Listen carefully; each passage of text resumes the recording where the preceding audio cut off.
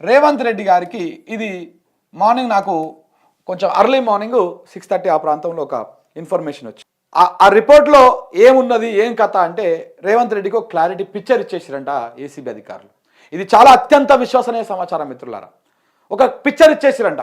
ఏం పిక్చర్ ఇచ్చారంట, సార్ మీరు అనుకుంటున్నట్టు ఆయన ఎక్కడ కూడా అదరలేదు బెదరలేదు, అట్ ద సేమ్ టైము ఆయన అవినీతి చేసినట్టు మనం ఏదైతే ఆరోపణలు చేస్తూ ఉన్నామో ఆ ఆరోపణకు సంబంధించినటువంటి ఎలాంటి ఎవిడెన్సెస్ కూడా ఆయన స్టేట్మెంట్లో కానీ ఆయన ఇచ్చినటువంటి సమాధానంలో కానీ మనకి ఎక్కడ కూడా దొరుకుతున్నట్టుగా అనిపిస్తలేదు అని చెప్పేసి కొంత ఆ అంశాలను పొందుపరిచి వారు రేవంత్ రెడ్డికి ఒక నివేదిక ఇచ్చారంట. అంటే దీంతో ఏం క్లారిటీగా అర్థమైపోయింది, ఇంత మటుకే తెలిసింది మనకు మార్నింగ్. దీంతో ఏం క్లారిటీ అర్థమైంది, సార్ మేము మన కేటీఆర్ను ఈ కేసులో అరెస్ట్ చేయలేము, ఈ కేసులో అరెస్టు చేయలేము.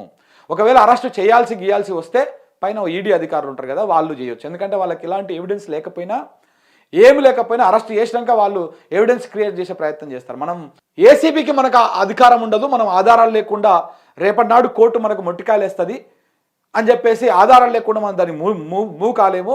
ఒకవేళ దీంట్లో అరెస్ట్ చేసుకోవాలా మీరు రాజకీయంగా మనము అది కావాలనుకుంటే మాత్రము మీరు ఈడీ నుంచి మాత్రమే దీన్ని చేయొచ్చు తప్ప అందులో క్లియర్ కట్ ఎవిడెన్స్ కానీ అట్లాంటిది ఏమీ లేదన్నటువంటి మాటని క్లియర్గా రేవంత్ రెడ్డికి చెప్పినట్టు తెలుస్తూ ఉంది. ఇది కథ జరిగినటువంటి వ్యవహారం.